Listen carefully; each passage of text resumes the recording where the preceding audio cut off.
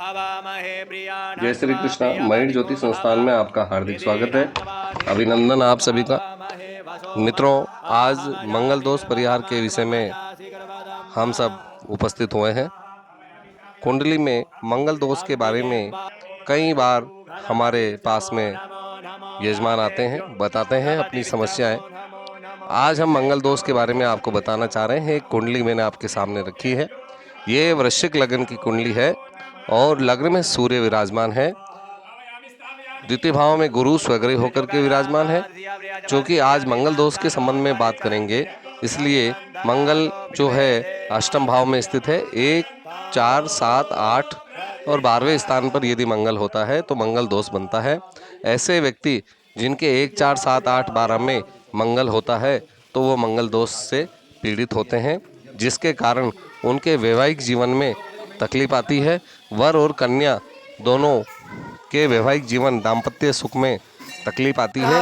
इसलिए कहा जाता है, हमारे गुरुदेव द्वारा बताया गया है कि एक कटारी हो और एक तरफ तरबूज हो तो हमेशा कटना तरबूज को पड़ता है। तो कटारी कौन है? जो मंगल दोष से पीड़ित है, जिसके मंगल दोष बन रहा है वो कटारी है, और जो सामान्य कुंडली है वो खरबूजे की तरह है। तो कुल मिलाकर के यदि मंगल दोष के सामने अगर कोई कुंडली सामान्य आती है तो उसको कटना पड़ता है, उसको मरना पड़ता है या उसको कष्ट झेलने पड़ते हैं। इसलिए मंगल दोष का एक विशेष महत्व रखा गया है, और विशेष महत्व है इसी कारण हम सब लोगों को चाहिए कि मंगल दोष पंडितों के द्वारा, कुंडली के द्वारा बताया जाता है तो उसके सबसे बड़ा कारण ये है कि वो जो पंडित हैं, वो जो विद्वान हैं, वो जो ज्योतिषकार हैं, वो आपको पूर्व में ही आगाह कर रहे हैं कि इस कुंडली के अंदर इस प्रकार के योग बन रहे हैं। तो आप ये सावधानी रखें कि इनका विवाह ऐसी कन्या या ऐसे पुरुष से कराएं जिसकी कुंडली में पहले से ही मंगल दोष हो, अन्यथा द्विविवाह योग बनेंगे या मानसिक प्रताड़ना वाला योग बनेगा, जिसकी वजह से उनका वैवाहिक दाम्पत्य जीवन नष्ट हो सकता है। तो पूर्व में ही वो आपको आगाह कर देते हैं। 1, 4, 7, 8, 12 में यदि मंगल होता है तो यदि वर की कुंडली में मंगल है तो कन्या की कुंडली में भी इसी स्थिति के अनुरूप ग्रह होने चाहिए, तब जाकर के इस दोष का परिहार हो सकता है। मंगल दोष वालों के लिए मंगल दोष की ही कन्या या वर चाहिएगा।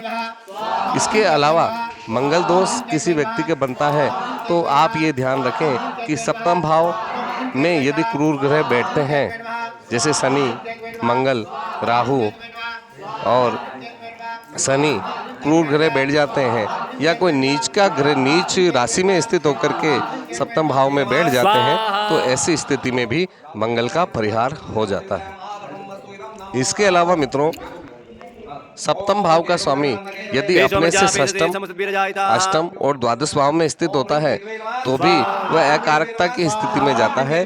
तो यदि कोई मांगलिक लड़का है और उसके सामने कुंडली में उसकी जिसके साथ उसका विवाह होना है, उसकी कुंडली में सप्तम भाव षष्टम में, अष्टम में या द्वादश में उस भाव से स्थित हो, तो ऐसी स्थिति में उसका विवाह उसके साथ हो सकता है, क्योंकि ये द्विभार्या योग बनता है। जिस व्यक्ति के द्विभार्या योग कुंडली में बनता है वो मंगल दोष की कन्या या पुरुष से विवाह कर सकता है। इसके अलावा कई ज्योतिषकार जो हैं लग्न कुंडली से मांगलिक मानते हैं, चंद्र कुंडली से, सूर्य कुंडली से और शुक्र कुंडली से भी मांगलिक माना जाता है। उससे भी इनका मिलान किया जा सकता है, लेकिन मेरी राय में सबसे सटीक जो कैलकुलेशन निकलती है वो लग्न कुंडली से निकलती है, क्योंकि लग्न कुंडली अनुमानित 2 घंटे की बनती है, चंद्र कुंडली अनुमानित 60 घंटे की बनती है, 54 घंटे के आसपास बनती है, और सूर्य कुंडली 1 माह के करीब बनती है।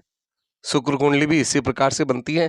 इसलिए जब गणना की बात आती है लग्न के आधार पर, तो लग्न को ही सर्वश्रेष्ठ माना जाएगा और लग्न के आधार पर ही गणना जो है वो सार्थक और सटीक होती है। यदि वर और कन्या दोनों की कुंडली में समान भाव में मंगल या पाप ग्रह हो तो भी मंगल का उससे परिहार हो जाता है।